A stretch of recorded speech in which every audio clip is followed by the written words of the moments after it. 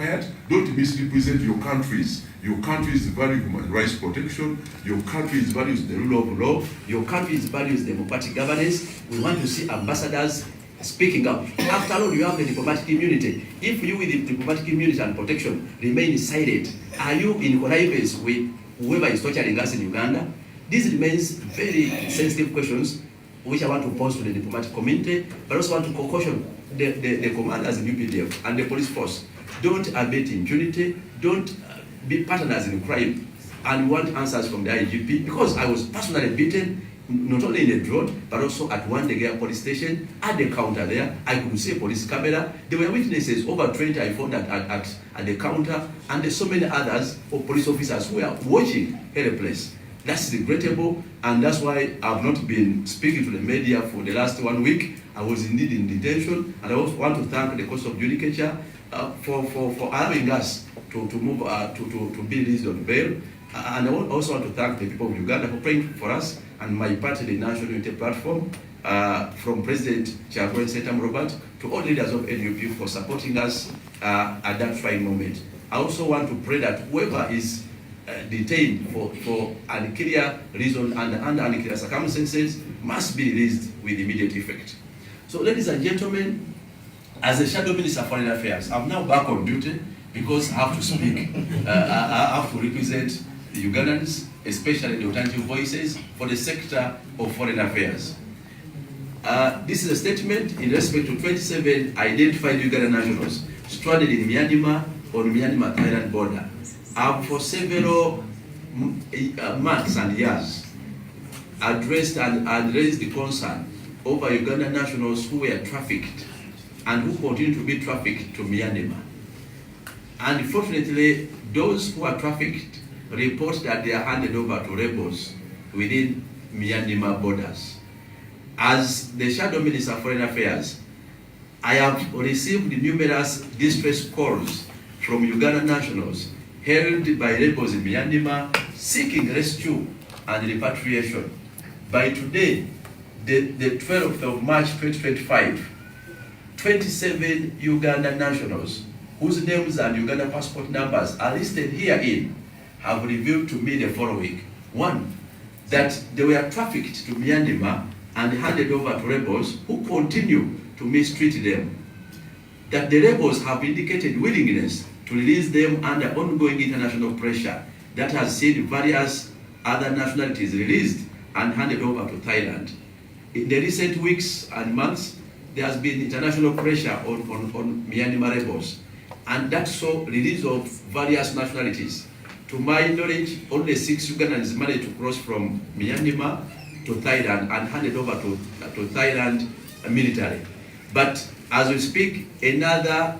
27 identified Ugandan nationals remain on the other side of Myanmar, still held in rebel camps, but with willingness, according to them, to be released if some conditions are met. That their location currently, these 27 Ugandan nationals, is on Myanmar-Thailand border, and would only be released or allowed to cross the waters from Myanmar to Thailand, if they have, first of all, air return tickets, proof that they will get feeding if they cross to Thailand, and also proof that there is availability of ground transport, which I'm told they prefer a bus. Now, with those proof, these 27 Ugandans could now be allowed to cross from Myanmar to Thailand for subsequent repatriation. I'm told and briefed by these 27 Ugandan nationals that they have contacted the Uganda Embassy in Malaysia, which has since failed to avail the required support for them. That the embassy briefed them that they have no resources or money, and government hasn't supported it to rescue them or repatriate them. Several other countries have repatriated their nationals under the ongoing program. And those who remain detained in Myanmar and amidst the Myanmar rebels, they reveal that they are tortured, battered, women raped, and they are forced into cyber crimes, among others. You must defraud someone in a day to avoid torture. And then they have a dark room, ground rooms where they are taken, and some are reported to have died.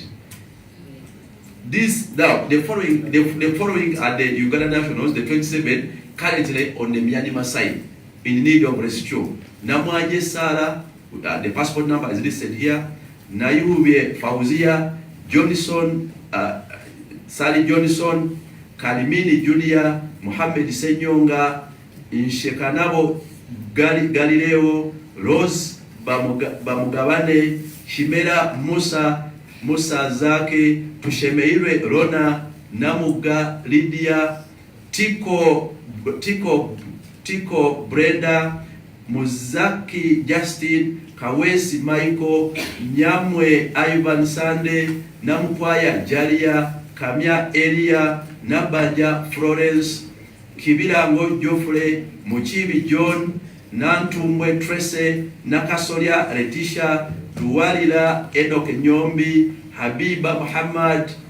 Nanyonjo Caroline, Karunji Debula Nice Adrona, Mohindo Arosias, Lanuero Faith Victoria. Now these 27 are among the so many. It is very tricky to trace identities of Ugandans who are stranded or who are trafficked or who are suffering in Myanmar. But these 27, we have since identified them and even reached out to them. They are in urgent need of repatriation and rescue. I want to call upon the Minister of Foreign Affairs and Uganda government generally to urgently take all possible measures towards the rescue and repatriation of these stranded Uganda nationals. Their urgent need per Thailand authorities is air travel, bus transport or ground transport, and then proof that they will have access to food if allowed to cross to Thailand. Other countries have since rescued their nationals. We must see Uganda government efforts towards rescuing Uganda nationals. And we are aware Uganda has a national carrier. What does it take for Uganda Airline to go and repatriate these 27 Ugandans who are stranded amid these rebel hands and complaining of torture? Uganda Foreign Affairs Ministry must as well offer travel advice and trafficking awareness as we strive to rescue a particular group. Another group is reportedly trafficked. There must be deliberate efforts to curb trafficking, and people must be made aware of the repercussions and the security situations in those other countries. Otherwise, it is regrettable. We want to assure Uganda nationals in the diaspora and globally that we shall stand and continue to advocate for their plight as long as we live, at least as people who are focused on change, human rights and democratic governance in this country, putting the people of Uganda and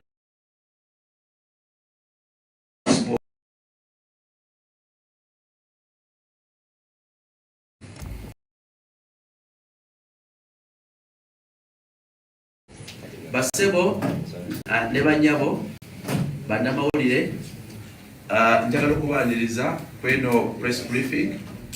gye nayise okwogera ku nsonga z'Abannayuganda abasikatidde mu Myanmar. Naye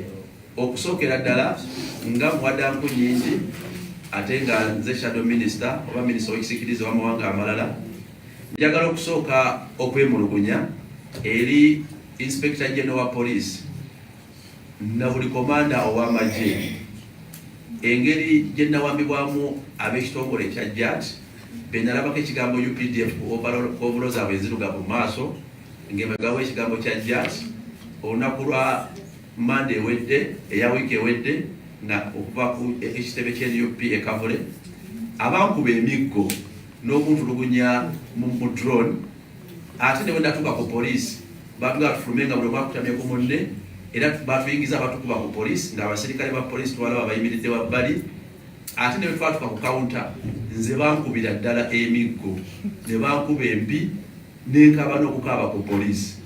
naye nga ndi munnayuganda ng'abalala ate nga ndina mubaka wa parliament. Twagala IGP okutunyonyola kubanga poliisi kyekifo we tusuubira nti wandibadde tewabeerawo kutulugunya nga bye tuwulira mu safe house ebibeera ewalala. Naye nze Nkunyinjji Muwadda omubaka wa parliament ow'ekyaddondo nze gwe baakubira ku poliisi ewandegeera ddala nze ayogera era nze nkompola enyinga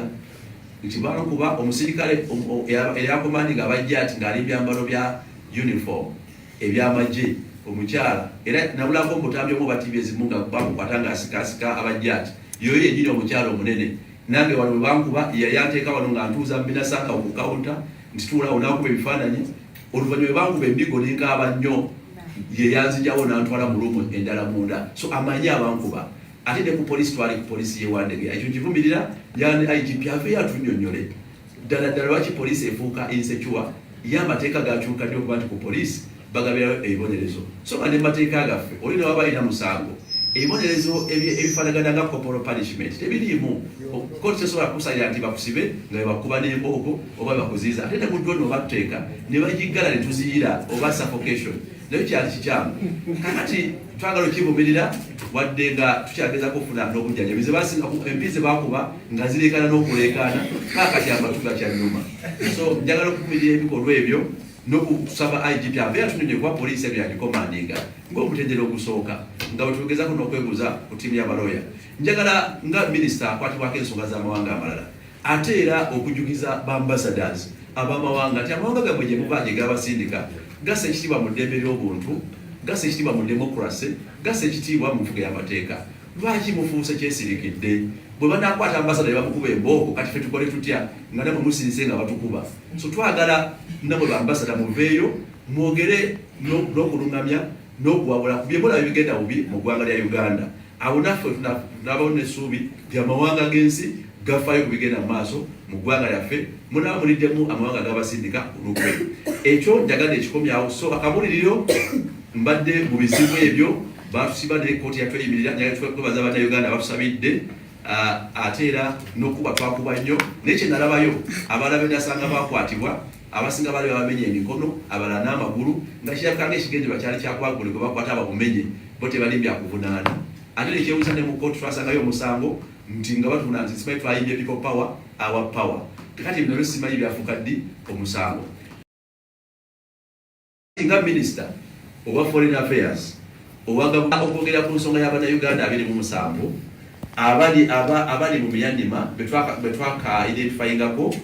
n'amannya gaabwe nga bano bambi bakukusibwa ne beesanga mu ggwanga lya Myanmar era bagamba nti babakako okuba nti bacupula abantu ku mitimbagano bw'otabbayo bantu babiri olunaku bakutwala mu ddaakalumu ezifaanana nga safe house wano ezirimu amazzi ne bakuba ne bakusiba ku musaalaba babatulugunya abakyala nti babatusako bulisa maanyi era bwolaba omubiri gwabwe bangi balina ebiwundu kati nga balaajana baagala kutaasibwa ekyennaku nti buli mulundi wetujja okwogera ku nsonga zino nkyogeddeko mu palamenti emirundi mingi n'okukuba omulanga nti wabeewo awareness n'okumanyisibwa eri abantu naye tuba twakogera okutaasaako gurupu emu ogenda okulya nga ate abalala nabo bakolaki bawambiddwa oba bali ate mu mbeera y'emu so kitegeeza nti wakyabulawo okumanyisibwa oba awareness bannayuganda 27 kati bali ku nsalosalo ya Myanmar ne Thailand naye nga bali ku ludda olwa Myanmar kati ku ludda olwo kwe bali wabaddewo pressure oba amaloboozi okupita ddala mu UN n'amawanga amalala g'ensi yonna okunyigiriza abayekera ba Myanmar okuta abamu ku bawambe kati okunyigiriza okwo kwavuddeko embeera nti bannansi b'amawanga mangi bo bateereddwa amawanga gaabwe ne gabajjayo naye bannayuganda bano abakubidde amasimu amangi nga balaajana buli kaseera bakuba essimu nokuweza obutambi nga balaajana bagamba nti bo be batafiiriddwako era bagamba nti bo kyabategeezebwa nti singa gavumenti ya Uganda ekkiriza nebaweereza tiketi ezibajjayo nekkiriza nti ejja kubawa feeding oba ebyokulya nga basaza ensalo okuva Myanmar mbayekera okudda mu Thailand era nekkiriza nti ejja kubawa ground transport oba entambula y'okuttaka bakozesa baasi eyo nti gavumenti ya Thailand yakkiriza wejjo bakkiriza okusala ennyanja oba omwalo okuva Myanmar basale badde ku ludda lwa Thailand kubanga ennyonyi bazinjira mu ludda lwa Thailand esobola okubakolaki okubakomyawo naye era ne bategeeza nti bayogeddeko era ne bakuba omulanga ku embasi ya Uganda e Malaysia ambasada ne tiimu y'embasa ne babagamba nti bo tebalina busobozi kuba gavumenti ya Uganda yabawa ssente tebalina busobozi bubataasa abo kati ne basigala nga bannayuganda be bakyali stranded mu mbeera eyo nenga kyannaku nti Uganda erina n'ennyonyi y'eggwanga nebanga yagadde egamba nti egende badduukire ebajjeyo nkyogeddeko emirundi mingi naye ate kati bano bali fresh era n'amanya tukola kitu n'amanya amanya g'Abannayuganda bali swatted bano 27 babasibira mu nkambi ez'enjawulo bazibu bakuzuula ne bano 27 tubalina amanya gaabwe ne passport number era ne Ministry of Internal Affairs yaddemu ogera cross-checking neraba ennaku ze bafulumiramu. Asooka Namwanje Saala passport zaabwe sanga nezisoma neko eziri ku list. Namwanje Saala Nayibubye Fauzia Johnson Kalimini Junior Mohamed Senyonga Shekanabo Galileo Rose Bugabane Chimera Musa Zaki Tushemeirwe Lona Namuga Lydia Tiko Brenda Muzaki Justin Kawesi Michael Nyamwe Ivan Sande Namukwaya Jalia Kamya Elia Nabanja Florence Chibirango Geoffrey Muchibi John Nantumbwe Trace Nakasolia Letitia Luwalira Enoch Nyombi Habiba Muhammad Nanyonjo Caroline Karunji Debra Nice Adrona Muhindo Arosias Lanywero Faith Victoria n'abalala kati bado bisobola okufunako amanya gaabwe ne passport numbers. Njagala okuba okulanga Ministry of Foreign Affairs ne government ya Uganda baveeyo mangu na buli kisoboka okutaasa n'okununula Abannayuganda bano abali mu buwambe byandima abalajana okununulwa ate nga bafunye omukisa gw'okuba nti basobola kati okununulwa ng'obukwakulizo butono just betaaga tiketi banyonyi bakomyawo betaaga okukakafu nti bajja bawa base batambuza ku ground betaaga n'okukakafu nti bajja kufuna obaolyawo ebyokulya oba food nga bavuddeyo. Amawanga gonna amalala kubanga amawanga mangi emabegako mwezi gumu abayekera baata abawambe abasuka 205 naye amawanga gonna agalina abawambe g'abakimayo dda kati Bannayuganda kulu baataako 6 era nabo bwe basala okudda e Thailand ebyabwe byali bizibu. Kati alina baana 27 bali ku nsalosalo tebakkiriza kusala nnyanja kudda eno kubanga ennyonyi ate basobola zirinnyira Thailand yokka. So twagala okulaba nga gavumenti ya Uganda ne Ministry of Foreign Affairs bavuddeyo na buli kisoboka okutaasa n'okununula bano Bannayuganda abali mu buwambe. N'ekyokubiri kyankizo nnyo twagala okuba nti wabeerawo enkola yonna ekola emanyisa oba ekola awareness bano Bannayuganda abagenda ebweru w'eggwanga n'abakusibwa babe nga babeera informed oba alerted kuba ebiseera ebisinga tuba tulanja n'okutaasa bano ogera olya nga tebayo ekibija kye bakukusiza ne bakitwala ebweru nga basuubiza okuba akanyingo kangi mu Uganda. So that's why era nzigumiza ensonga nti gavumenti ya Uganda ne Ministry of Foreign Affairs their agenda balina okuvaayo banegotiating bilateral agreement n'amawanga gana agalinamu enkizo agalina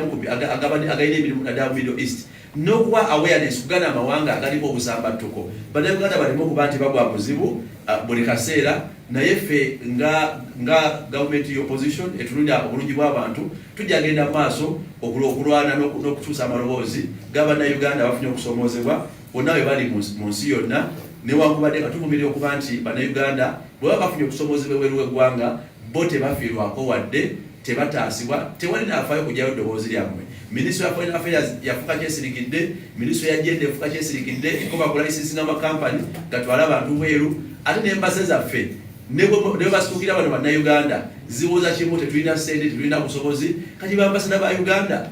banyayamba ddi bannansi nga buli kaseera bawooza nti tebalina busobozi buyamba Bannayuganda. Bino byonna bya nsonyi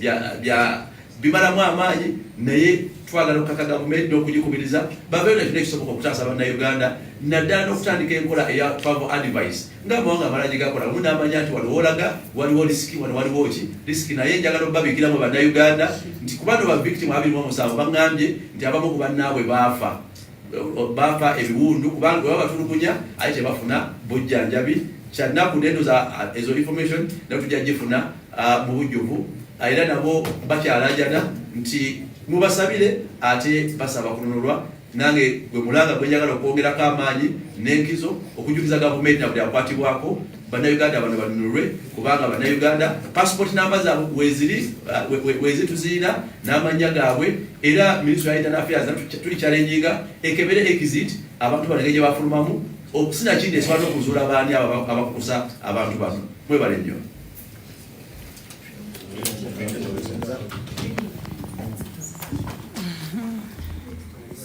Kubani abatwala abantu bano.